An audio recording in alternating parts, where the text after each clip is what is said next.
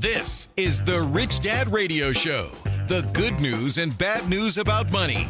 Here's Robert Kiyosaki. Hello and welcome to the Rich Dad Radio Show, the good news and bad news about money. I'm Kim Kiyosaki sitting in for Robert today. And we have a very, very important show today because it's getting close to that time of year. And there's a lot of funny stuff going on in the economy, and inflation is on a lot of people's mind. And of course, going with inflation, taxes are also on people's mind. So we're going to talk about the bad news and we're going to talk about the good news because there is both going on here in the world. And our very, very special guest today is Tom Wheelwright. He's a Rich Dad advisor, author of the book Tax-Free Wealth. And his new book is called Win-Win Wealth Strategy, 7 Investments the Government Will Pay You to Make. So welcome to our show, Tom. It is always good to be with you, Kim. Love being here. Thanks. Well, today's show is going to be a little bit different because we're really going to get into some of the practical things that are happening, and specifically around taxes, how that might affect you, the viewer, how that might affect your tax situation, and what you can do about it. And it's actually, I think, and Tom, you can talk to this. It's bigger than just taxes. It's really preparing for your financial life, and taxes are one piece of it. Unfortunately, they're a very big piece. And the way things are going are not necessarily in everybody's favor. So if we could start, Tom, with you giving from your perspective as a tax strategist, accountant, what you see is really, really happening in the economy. They keep talking about we're not in a recession. Sure seems like we're in a recession. They say the job markets are good, but I'll talk to a lot of people who have not worked for a long time and they're struggling day to day. So tell me from your perspective, what do you see going on in the U.S. and globally? Yeah, it's actually a very interesting time. We have high inflation. We have, at the same time, we have high employment. We have a lot of people who've taken themselves out of the job market, which I think is part of why the numbers are like they are. You know, they say, well, there's such a low unemployment rate. Well, there's so many people that aren't even looking for a job, so they're not even included in those numbers. So I think, why is that? Why are they not looking for, how are they surviving? You know, that's a really good question. There is a very high percentage of young people who are living at home with their parents. That's one way that they're surviving. There's still money left over. Remember, for 2 years during the pandemic, people didn't spend any money, and people were given a whole lot of money from the government. So between those, they were still getting paid, right? Or if they had unemployment benefits, they got high unemployment benefits. The unemployment benefits were the highest ever in history. Wow. So I think they had a lot of time to save money. I think they're still going through that. And now what we're seeing is that people are now going back into maxing out their credit cards. So they're going, oh, the economy's good. So when the economy's good, we can max out our credit cards. Of course, home prices are way up. And so that means that they can get more of a home equity loan. So I think what we're seeing is there's just been such an expansion of the money supply that people are tapping into that expansion of the money supply. On top of that, the stock market went up. So anybody who had money in the stock market, it's been artificially inflated over the last several years. You know, prices have gone way up. And so they feel like, wow, I have money, so I can spend money. And it's really, you know, I think the confidence is still pretty high. I think that's why people think there isn't a recession going on. But certainly all the indicators of a recession either going on or coming are pretty strong right now. And of course, the other part is that taxes are, they're such a major part of everything we do. And people are going to get, I think a lot of people are going to get hit hard come April. They think that they're going to get this big tax refund. I think a lot of people are going to owe taxes. Interesting. So, you know, what else I heard is a lot of people who bet on crypto and invested in crypto, as the crypto prices were going up and up and up. Okay, let's say I'm, a 25-year-old and I bought some crypto and all of a sudden it went from, 10,000 to 50,000 to 60,000. Well, I'm rich. Right. I don't have to work. So a lot of people, I think, left the workforce because they felt that they had all this money in the bank and now have come to find out that's not so. So do you think people are going to start going back to work? I think that's the multi-million or multi-trillion-dollar question, Kim, because if they don't, you're going to see inflation continue to go up, because what'll happen is that you're going to have wage inflation, and wage inflation creates price inflation. And it's a nasty circle of things. So I don't see how they not go back to work, but, my kids are working, so I don't have kids at home. They are fully employed. Yeah. It's hard to imagine. I mean, you and I, we grew up, with this work ethic. But work also gives us such a great confidence and so much responsibility, and the values associated with working and accomplishing and all of that. I think a lot of people are missing out on that. And I think that shows up in your mental health levels. There's a lot of depression going on. There's a lot of mental health, and there's a lot of drug abuse.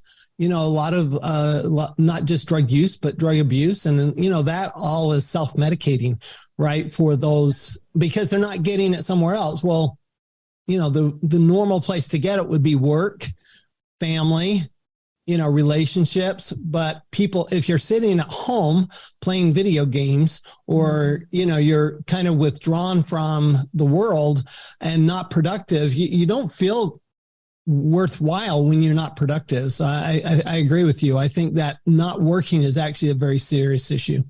Good. Okay. So, we've talked before on the show, and we're going to get into this Inflation Reduction Act here in just a moment, but we've talked a lot too about where this economy is going. Are we in this giant bubble? Are we in like the biggest bubble in history? And what happens if and when that bubble bursts? So from your point of view, do you think we are in a major bubble here financially? Well, I think by definition, because money's no longer money, right? Now it's credit. As our friend Richard Duncan explains, it's now credit. So by definition, it's a bubble. To me, the question isn't whether this is the biggest bubble in history. The question is, can this bubble get bigger? And can it keep going? And I honestly, I don't know the answer to that question, Kim. I know that a lot of people, including Robert, think it's just gonna burst and everything's gonna come crashing down. But it's interesting. We've never had a world economy in the history of the world. We've never had a world economy that was based on credit. And so we're not based on gold. We're not based on crypto. We're not based on anything that we can put our hats on. We're just based on confidence. And so the question is, I think the difficulty is that if you're based on confidence, you have to keep that confidence going. So if you can't keep that confidence going, then the confidence crashes, then the whole thing comes tumbling down. And I think that's where it's really challenging in the economy right now, is because we don't have anything to fall back on that is really solid. Like, oh, well, I can fall back because I know that my dollars are limited by the amount of gold. I mean, that's something to fall back on. If I have 10 million, if we have 10 million foreclosures like we did in 2008, 9, and 10, well, all that's money coming out of the marketplace when those foreclosures happen. That's all money coming out of the marketplace, and you need money to continue going into the marketplace, which is why the government incentivizes debt so much. That's why debt's incentivized through taxes, because the government needs more debt because that inflates that balloon. So where in the past we were a country that was built on production and producing things, now we are a country that is just basically borrowers. It's a bunch of borrowers and it's debt. That's what our country is built on now. Yeah, it's not just the country; it's the whole world, right? The whole world is based on credit. It's not based on anything tangible, and so that credit is good as long as there's supply behind it, and there's people want it and people can produce it. As long as that keeps going, it's fine. And actually is a big issue today with the supply chain. I mean, we're experiencing it ourselves. We've had to, because we're in books and games, we're about paper, and paper shortages are all over the world. And we have, thank God for our team. They saw this coming and we were able to basically get stock for that'll take us to 2023. But a lot of people are not. The book industry is down 32% right now because of the shortage. So to your point, if there's shortage, that's going to build on that lack of confidence. Well, and on top of that, that's what causes, that's a lot of inflationary pressure, right? I mean, inflation is pretty simple. It's just too much money chasing too few goods. So the Fed's working on not having too much money. That's the whole point of their interest rate increases, to reduce the money supply. But you also have the too few goods issue. And if you have this big supply chain interruption, and it continues to be interrupted, because I mean, a lot of people thought, including me, I thought, well, geez, by the end of 2022, surely all the interrupted supply chain from the pandemic will be back to normal, but it's not anywhere near back to normal. And that's that supply chains. You can see it on the grocery shelves, right? Or in the drugstore shelves, where half the shelves are empty right now. And it's, who knows what you're going to get when you go to the store.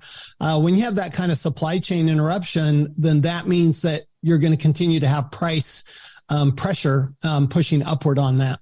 Right. And, I still don't understand this whole thing about, okay, if we raise interest rates, that's going to reduce inflation. But if you raise interest rates, the producers and the manufacturers they're going to be paying more for their supplies. So they're going to pass that on to consumers. So I really don't understand how that is a inflation reduction strategy at all. Never did. Okay. Inflation. All right. Inflation, yes. The Inflation Reduction Act. Okay, Tom, you are one of the smartest guys I know when it comes to taxes. You study the code. You are ahead of the game.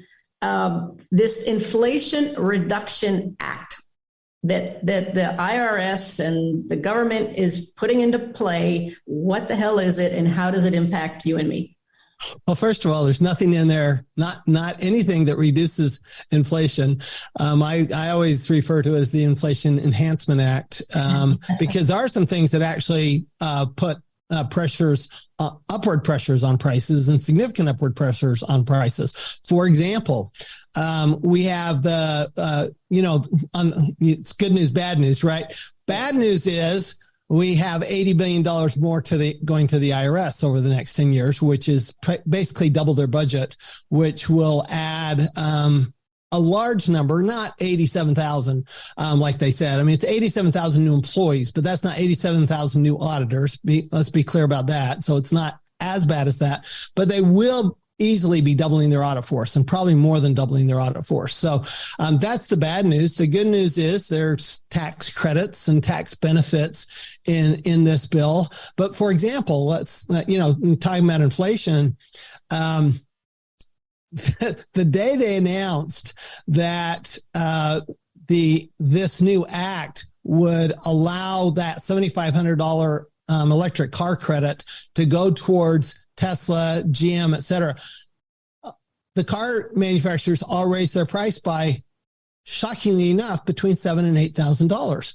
So nobody's getting a reduction out of this. They had the $7,500 credit before. Now they say, well, now we're going to apply it to more people. So now what all the car manufacturers have done have raised the prices. So that's a little troubling when you see that immediate effect. I mean, literally, it was within days of the announcement. Wow. So you've got billions going to boost IRS auditors. Yes. You've got some going to customer service. Correct. A little bit. Okay, so these IRS audits, so they're obviously going to have a whole lot more audits going on. Correct. Who are they going after? All right, so that's something that most people are not understanding, because those who Those who enacted this say, well, it's the rich that they're going to go after. Well, so here's the reality. The reality is 90% of audits are for people who make under 400,000. Actually, close to 90% are under 200,000. Okay. What Janet Yellen said, our beloved Treasury Secretary, she said they won't increase the proportion of audits on people who make under 400,000. All right. So let's do the math here. If the proportion right now is 90%, then the chances are that 90% of those new audits are going to be for people making under 400,000. And the question is, well, why? Well, because that's where all the money is. First of all, there's a lot more money under 400,000 than over 400,000. Second of all, why is that? Why is that? Well, it's because that's just I mean, you're in the top 1%, right? If you're over 400,000. So most of the money in this country it's not, I mean, yeah, the billionaires from a wealth standpoint, it's very highly skewed towards the wealthy, but from an income standpoint, it isn't. So you've got, and plus on top of that, they say the wealthy cheat. I have not experienced that. I've been doing this, 40 plus years, Kim. And that is not my experience. My experience is that the cheaters are in that $100,000 to $200,000 range, or $300,000 range. That's where most of the cheating is done. In fact, if you look back at the IRS statistics over the last 10 years, that's what the IRS statistics say is where most of the cheating is done. Because here's what happens. I mean, think about this. So you have a contractor come to your house and they say, well, I'll do this job for $120, but if you pay me cash, it's $100. Yeah. Well, what are they saying? They're just saying, well, I'm not going to report that cash on my taxes. Right. So I'm going to take a smaller amount. Otherwise, why wouldn't they rather have the 120? Because they don't want to deposit a check? No, because they don't want to report it on their taxes. So that's where the cheating goes on a regular basis. Are there wealthy people who cheat? Yeah, clearly there are wealthy people who cheat. But more often what happens is the wealthy understand how the tax laws work. They understand where the incentives are, and they have very sophisticated tax advisors like myself who help them find those incentives and take care of that, for them. So the average person doesn't have that. They don't have the education. And so they go, well, I don't want, the rich don't have to pay tax. I shouldn't have to pay tax. But the rich, they're not paying tax. It's not that they're cheating. It's that's how the tax law works. They take advantage of the tax law. Yeah, they're just saying, well, look, if the tax law, as I said in Tax Free Wealth, if the tax law is a series of incentives, right? And the rich just say, well, I'm just going to invest where those incentives are, then of course they're not going to pay tax. But the average person, they don't know that. And so therefore, what do they do? Well, if the rich don't have to pay tax, I don't want to have to pay tax, and they have to cheat, or they feel like they have to cheat. And so, the proportion of the audits, are they going to have more audits after rich people? Absolutely. There's one of the things they're working on right now is if you have total positive income on your tax return, that means take all the negative numbers off your tax return and only the positive numbers on. And if that's more than 10 million, you're likely to get audited. Okay. So that means you can have a loss from your real estate, but income from your business. And while they may offset for your tax computation purposes, from a audit standpoint, they're going to ignore the negative amount and look at just the positive amount and say, well, if you're over $10 million of positive numbers on your tax return, we're going to come after you. That's crazy. That's crazy. What else? We just had a couple minutes before the break. What else is in this bill? Well, so in addition, of course, there is some money for technology for the IRS in this bill, which they should probably spend $45 billion on technology and $5 billion on auditors, but it seems to be the opposite. And they have already hired customer service people, and that is in the bill, and they're desperately in need of customer service people and people to process tax returns. But on top of that, there are some very positives in this bill. There are tax credits. Again, the electric vehicle tax credits have been extended. The solar tax credits they've been extended and enhanced. And we'll have to talk about that because that's where actually they encourage inflation. There's going to be high labor costs for a lot of those solar initiatives. And there's one little bit that people should know about, and that's the business loss limitation rule, which we can talk about when we come back. But that business loss limitation rule is actually very significant. It was originally acted in 2017 under the Trump bill. It was delayed for several years, and this act basically makes it permanent. Okay. Well, we'll be right back. When we come back, Tom, I want to talk. There's a few other items that are in this tax bill that I want to talk about, but then more importantly, I want to talk about what can the individual do to prepare for this, and where should they be focusing on? Where can they take advantage maybe of this tax bill, and the negative piece of it? How can they mitigate the negative side of it. So when we come back more with Tom Wheelwright, more about the Inflation Enhancement Act, we'll be right back.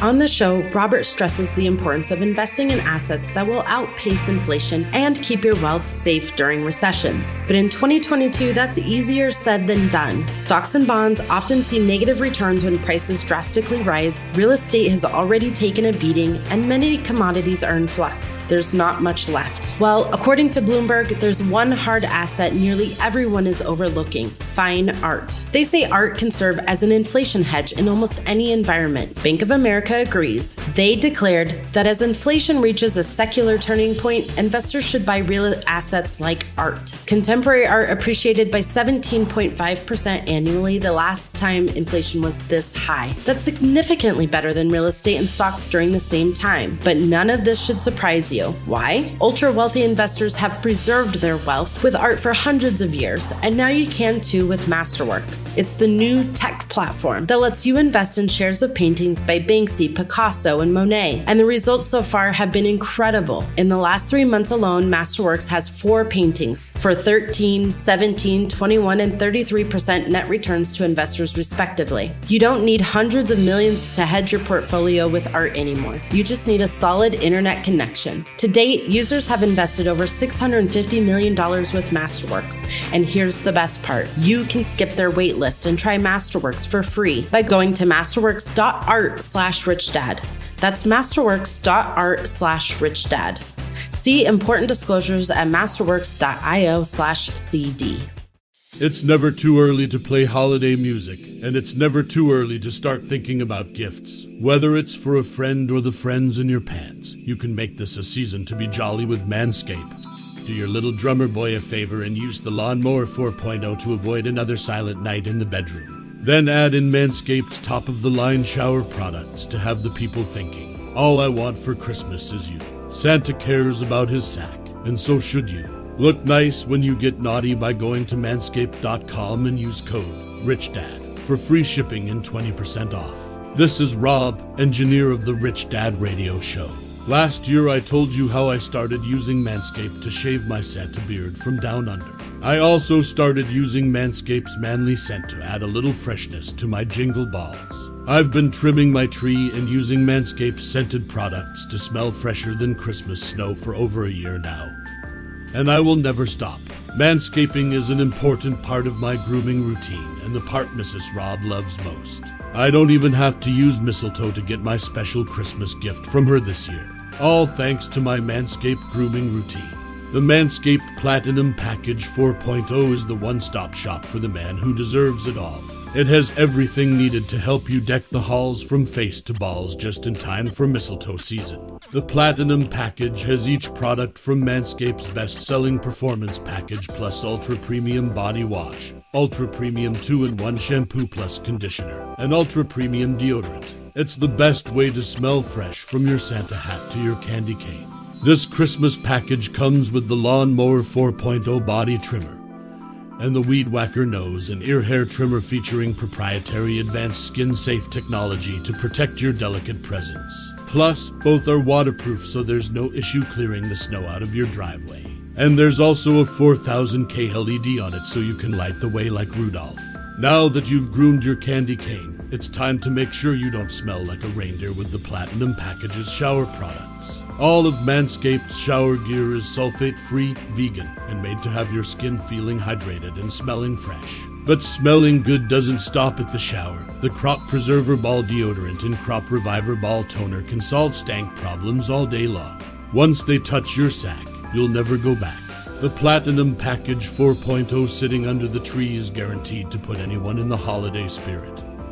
And for the perfect stocking stuffer, add in the brand new Body Buffer, an incredible body scrubber that makes exfoliating easy and a lot cleaner than that old loofah. Get 20% off and free shipping with the code RICHDAD at manscaped.com. That's 20% off with free shipping at manscaped.com and use code RICHDAD. Manscaped, get your jingle balls ready for the holidays.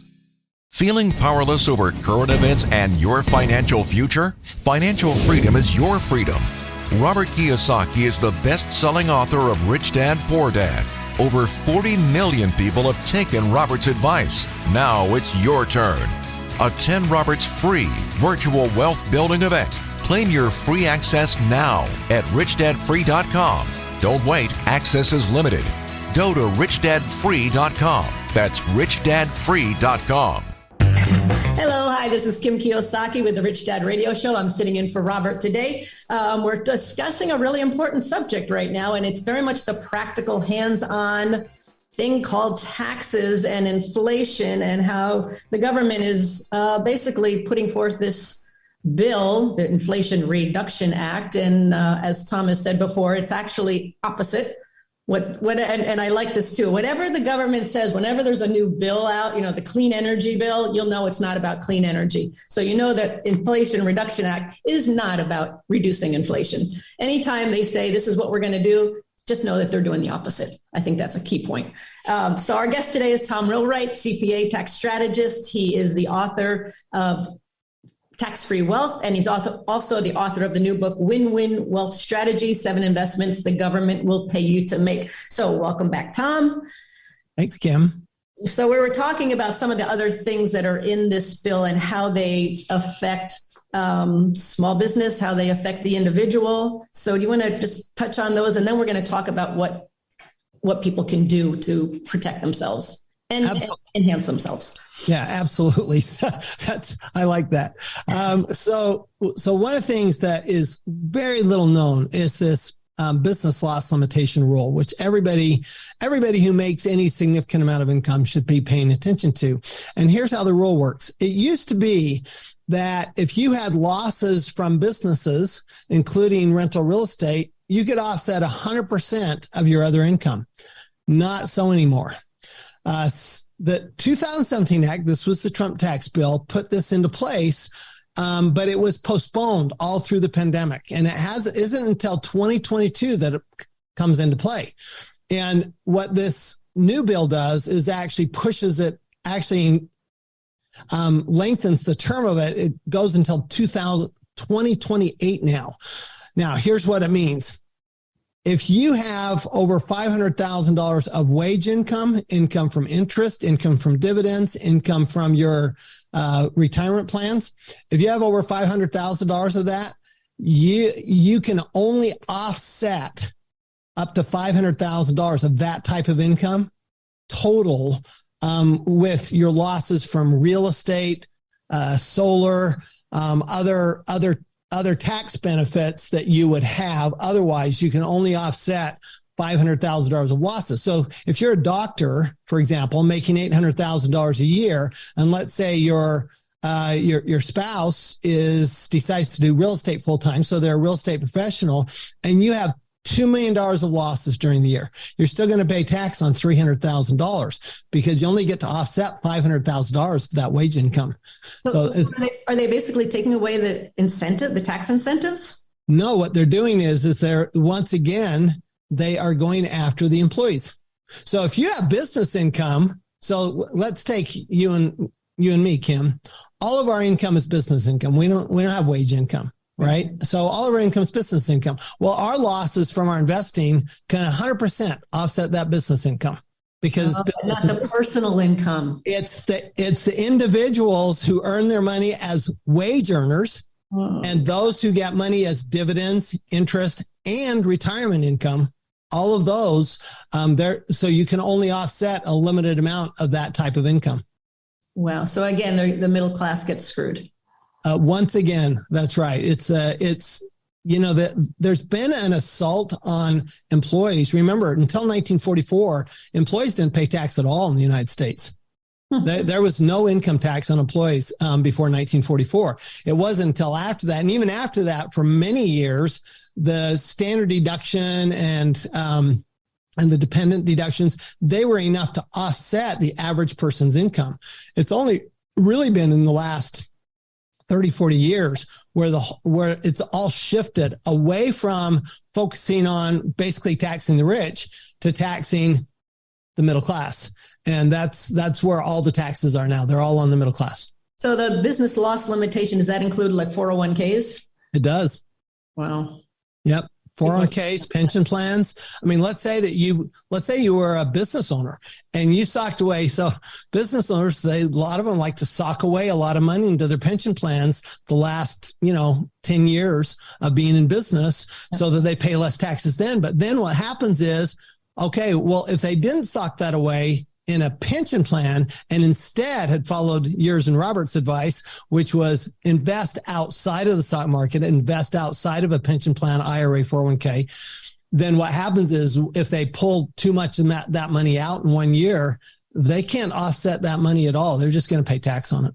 Wow. On top of, as our friend Ted Seidel talks about in the book, Who Stole My Pension, not only are they getting taxed more, but now also their pension's being reduced on top of it because of bad management. Okay. All right. You talk about solar credits. So this is where the Inflation Enhancement Act comes in.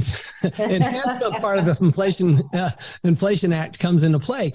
So the solar tax benefits are amazing. And it's not just solar, by the way. It applies to hydrogen. There's actually nuclear tax benefits in here for And is that for the business or for the investor or both? For solar, it is for the business or the homeowner. However, businesses are better. As always, businesses get better tax benefits than homeowners do. So here's the first thing. First thing is you put solar on your house or on your business, your real estate, you put on your home, your personal real estate, or you put it on your investment real estate. You're going to get a credit now of 30% of the cost of that solar, which means you put $100,000, like I'm putting on my building right now in Tempe. I'm putting $100,000 of solar on. I will get a tax credit immediately of $30,000. For a homeowner, that's where it ends. Okay. For a business owner, it gets better because not only do you get the $30,000 credit, but you get to deduct 85%, or in $100,000, you get an $85,000 deduction. So that means that if you're in a 40% tax bracket, that's basically $34,000 on top of the $30,000. So think about it. You paid $100,000, you get $30,000 back as a credit, $34,000 back through deductions. So you're only paying roughly a third of the cost of that solar energy. And if you're in a place like Arizona, Texas, California, to not put solar is just it's just silly to not put it on your building because the government's paying for it. I've got a buddy in Texas, Kim, who put $185,000, is putting $185,000 solar panels on his business. And he's taking out a loan of $120,000. And because of that, he actually ends up net ahead. So he ends up with more money than he started with. Yeah. By putting solar on his house, and then the solar will pay for the loan. So he just gets the money right away. It's immediate. It's like immediately putting cash in your pocket. All right. Well, we got to talk about that because we don't have solar on our building yet. Yes, we do need to talk about that. We're going to talk about that. Okay. One other thing. This is how they've been selling that. One of the ways they've been selling this bill is, everybody's going to get a $7,500 tax credit. Yay, everybody. Is it everybody? Well, it's not everybody. By the way, can I just add one more thing on the solar? Please. So the whole idea behind it is that investors go out and put out big, massive solar projects, right? Not just on your home and on your business, but massive solar projects. There's a little known factoid in that bill, though. If you use less expensive labor, you only get a 6% credit. But if you use union labor rates, you get a 30% credit. Whoa. So 5 times the amount of credit if you use union labor rates than if you use market labor rates. Oh my goodness. So when I talk about, you're putting benefits pressure. The unions have been pushing for this big time then. Oh, for sure. Well, President Biden has said from day one, he's a union guy, and he's proven it in this bill, that this is a huge handout to union labor. It's a huge handout. Now, you don't have to be unions because that would be unconstitutional, but you do have to pay union rate. So some people are not unions and they'll still get the union rates. They'll be happy too. So that is the enhancement part. That's part of the enhancement of the Inflation Enhancement Act. Got it. Okay. So tax credit, $7,500. Yay. Where's my check? EV credits. EV credits. Okay. So here's the deal. First of all, the cars have to be made in North America. In 2022, just the production has to be finished in North America, which includes Canada and Mexico, right? Because we have a lot of Mexican car, manufacturing done with U.S. car manufacturers. But then more and more of the raw materials have to be made in the U.S. They have to be mined in the U.S., which I don't even know if we have them. So it's going to be, I think that. So I read the other day that very few cars next year, EV electric cars, will actually qualify for the credit under the rules that are in this bill next year. On top of that, you have to make less than $150,000 if you're an individual, or less than $300,000 if you're married. And if you make more than that, it's a drop off. You just don't get it at all. Okay, it's just gone. And only a car that costs less than $55,000 or a truck that costs less than $80,000 qualify for the credit. Now, interestingly enough, Ford, I believe it was, when they announced this law, they pushed their price up to, I think, $78,000 on one of their trucks. They go, oh, well, we just have to be under $80,000. We can charge as much as we want as long as it's under $80,000. And that's what they did. So that means that your Tesla Model S isn't going to qualify. Your Porsche isn't going to qualify for sure. It makes no sense because they're pushing electric cars, but now they're penalizing you if you buy electric cars. Exactly. They're pushing electric cars, but they only pushing them for people who don't make a lot of money. They're pushing electric cars, but they're only pushing electric cars if they're made in North America. So they are, there's a lot of different policies going on here, and I think they tried to do too much, frankly, with this. I think they did expand it because it was that Tesla, GM, and I think Nissan did not qualify anymore because they already maxed out their credits. And so they expanded to everybody. So any car manufacturer can get it so long as they meet the other requirements of being finished in North America and that the income's right and the price is right. Wow.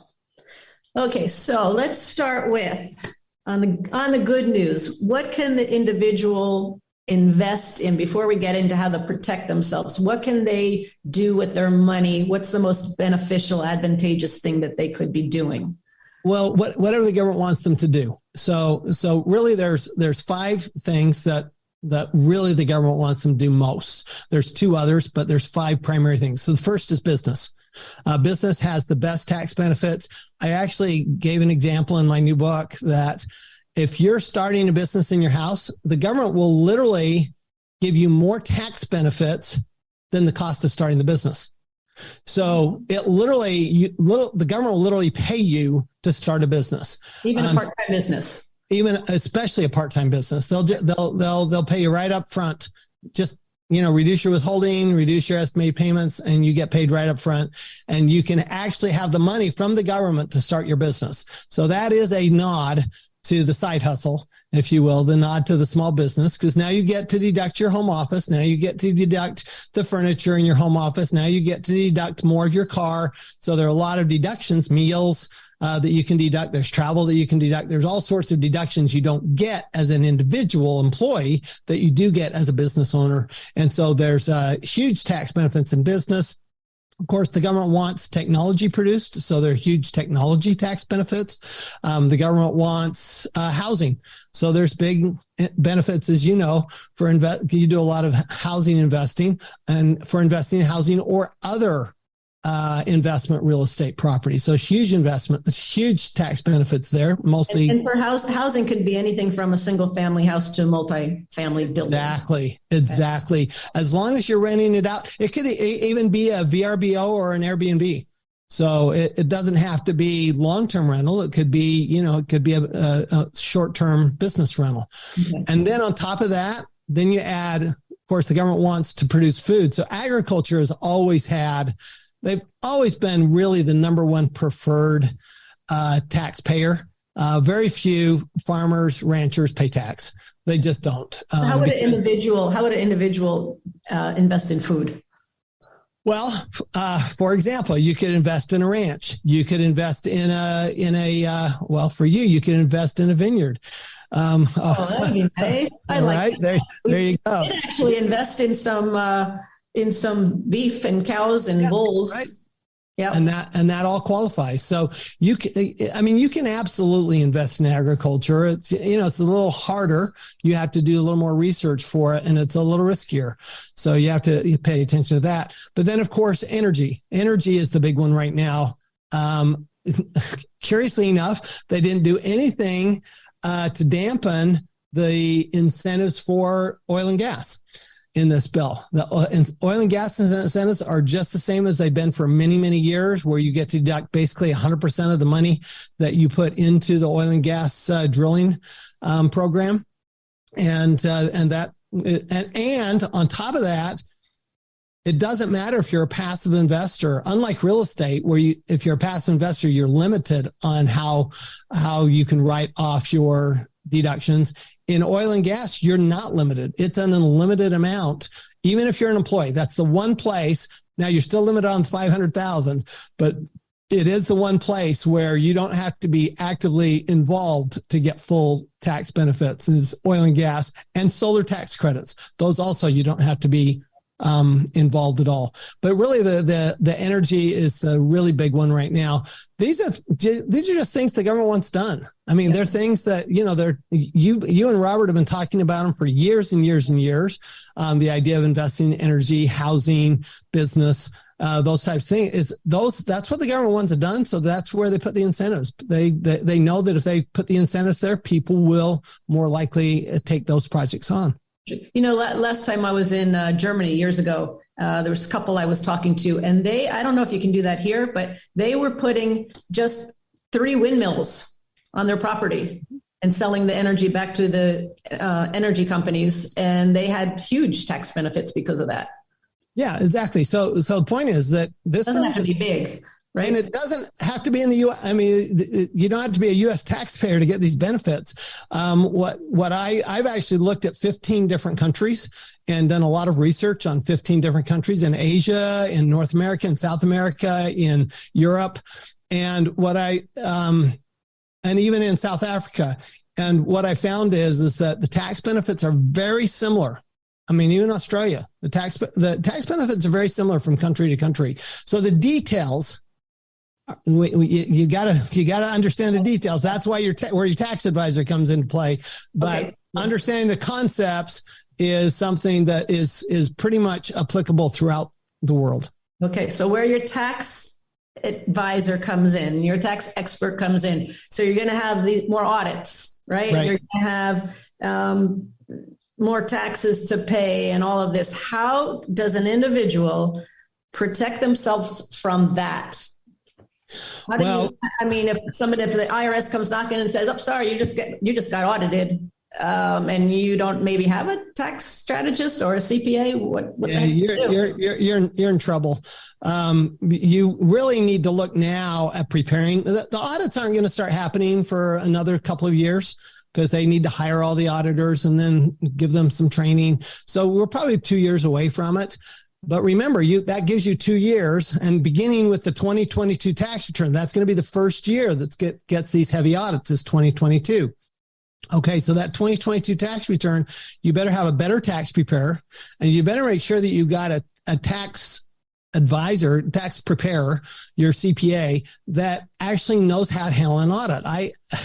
I've had a number of CPAs come to me since this bill was enacted and said, "I've never handled an audit. What do I do?" And I'm going, well, figure it out. I mean, you got to be able to handle that audit. I've handled audits for 40 years. So it's not that hard, but it does take a skill set that is a pretty specialized skill set. So you better make sure that you're prepared for it. But aren't a lot of CPAs scared to death or have put the fear of death into their clients about getting audited? Oh, scared to death. Now, just because they've done that and you paid higher taxes because you've done that doesn't mean you're not going to be audited. So your chances of being audited, I think, are going to go way up, especially if you're a business owner or you're an investor. Your chances of being audited are going to go way up in the next few years. And so it's really right now would be the time to upgrade your tax advisor and your tax preparer. And here's where I want to give you a plug, Tom. Your company is called Wealthability, correct? Correct. Let me say that again. Your company is called Wealthability. And I thought it was brilliant what you've done, because you yourself cannot handle thousands and thousands of clients, but you've put together a network of people that have been trained by you and your team to handle these types of situations. Personally speaking, we've been audited and you've handled our audits, and we've always come out way ahead because you actually end up educating the IRS auditor because you know more than they do. And that's what you want in a tax strategist and a tax accountant, because if they're telling you don't take the home deduction because you might get audited, then that's the wrong CPA, right?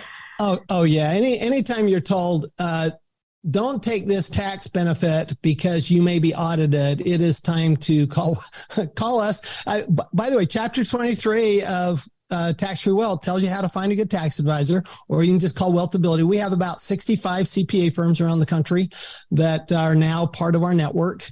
And you're right. I mean, I train them every month.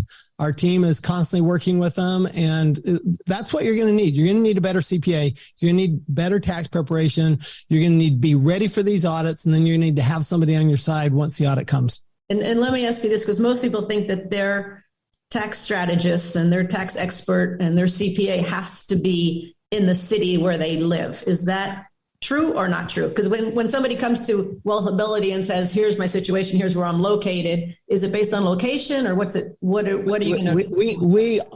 Location is the last thing we look at, because we're on Zoom right now, right? I mean, we're on video. You're going to be on video. Who wants to spend time in the office with your CPA? I mean, seriously, we're not the most exciting people in the world. So instead, why not have somebody who's more suited to your situation? And what we're going to do is we're going to look at your situation. We're going to look at this, at the CPA, the tax advisor that fits your situation, and we're going to match you up. That way, we're really not going to focus on your location, because I actually think location these days is irrelevant.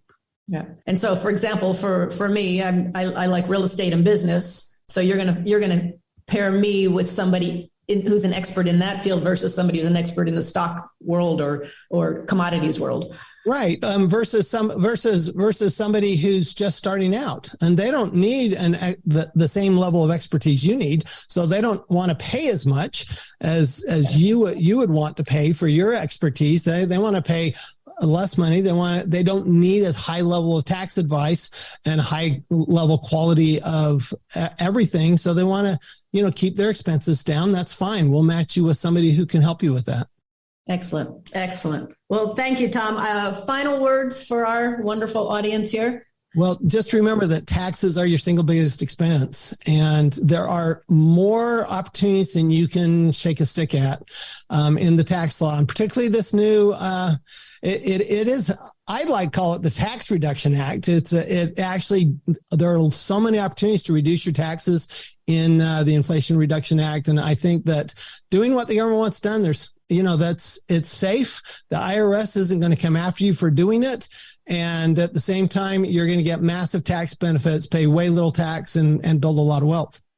Great. So the key is to get smarter with your money and find smart tax advisors who read the tax code for entertainment, as Tom Wheelwright does. Exactly. Thank you, Tom. This has been great. Wealth of information. Really appreciate it. And everybody pay attention to what's happening, and get yourself in a position so that you're taking advantage of these tax incentives instead of being at the effect of the tax laws. So thank you, Tom. Appreciate it very much. Thank you.